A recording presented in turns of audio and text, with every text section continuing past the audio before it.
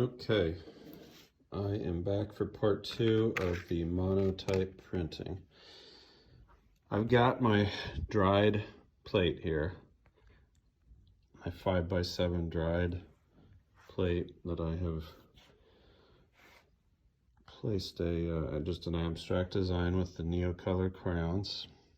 And what I'm going to do is I'm going to set it over here on my etching press. Now, this etching press is a model that I purchased probably, oh boy, 12 years ago maybe, from Blick Art Materials. This is one of, I don't remember the number of this one, but it was one of their less expensive models. I think they still sell it.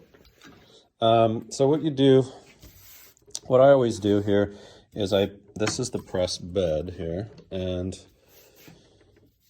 what I always do is set a clean sheet of paper down on the press bed, push it back,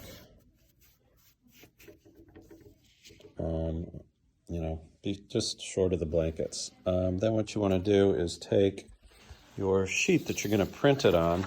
And in this case, I mentioned in the first video that we're just using a 80-pound sheet of drawing paper, sulfite drawing paper. I think this is from Blick Art Materials as well. That's where I order all of my supplies from. We're located about an hour away from them in Illinois, and so shipping, in addition to their prices being the best that I've found, their shipping is pretty speedy as well because of the location. I'm going to get a different sheet of paper. This one's got some stuff on it, so let's just grab a clean sheet. And you can cut this down to size. This right now is cut into square for another project that my students are doing, so that's fine though. This bed is, I think, 13 inches wide. So what we have to do is, first of all, this piece of paper needs to be damp. You can do that a number of different ways. I would recommend that when you are working with this drawing paper, you don't want it too wet. It starts to curl up. What I do is I have a spray bottle handy, and I always have it on the fine mist. And so what I do, sorry for the camera here, hopefully at some point, I've only got one arm free, so hopefully at some point I'll get a GoPro. I'm going to just mist this paper a couple times. I don't need it soaking wet, okay? I don't want standing water on there, pools of water. You can see the fine, and you see already that started to curl. But you can see, let me flatten that out again. And of course, I've gotten some dirt from the table. So you see, I don't have standing puddles of water. There's some, fine mist droplets on there. And that's fine. You don't want the paper too wet, but you need it wet enough so that it's going to pick up that color. So it's going to reactivate that color. So I'm going to center this over the print, or excuse me, over the plate, like that. Push down. I'm going to take another sheet of clean paper. I'm going to put that over the top of that. What that does is it prevents these blankets from getting so dirty, which, as you can tell, I've done such a great job at. Anyway, make sure your press is tightened down to where, and this is going to take some trial and error, to where you have it at the right setting for that thickness of that plate. Depending on what you're printing on, that will need to be a different thickness. And you're just going to crank it through. I always go through once and then back again. OCD, I guess. I have no idea why I do that. I think it's just easier to pull it out of here than having to go all the way through.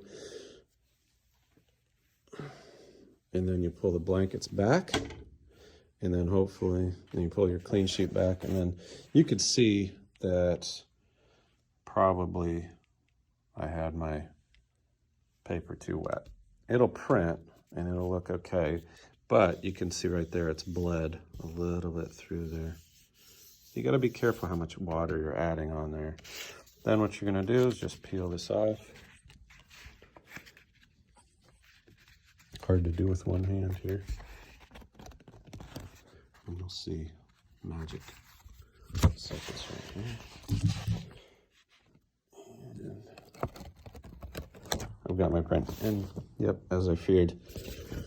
Again, this is a trial and error process, so you've got to be able to get the right amount of water on this sheet of paper without, I think I had a little bit, it was a little bit too wet. So the image is probably a little too messed up here to use for anything, you know, that any framing purposes. Well, it could be framed. I could see what I could do is do a print over the top of this of something else if I wanted to put a block print over this. Cut it down so that I could still sign my image down here, but if I was to frame it, I could have the mat covering that part up there. And the image looks okay, yeah, it's a decent image. But you can see it does print differently. You get some speckle marks and things like that, and that's natural with this type of printing. But in general, it worked. And then you see the plate here. Most of that color is off of there, depending on how wet or dry your paper is when you put it on top of that. Sometimes this leaves a little more ink or watercolor on this plate. But then in order to use this again, simply wash it off, go through the whole process again. Hope that helped you and gives you a little look at what we do in the art room and how I use these Caran d'Ache Neocolor 2 watercolor crayons for monotype printing. Take care, stay safe.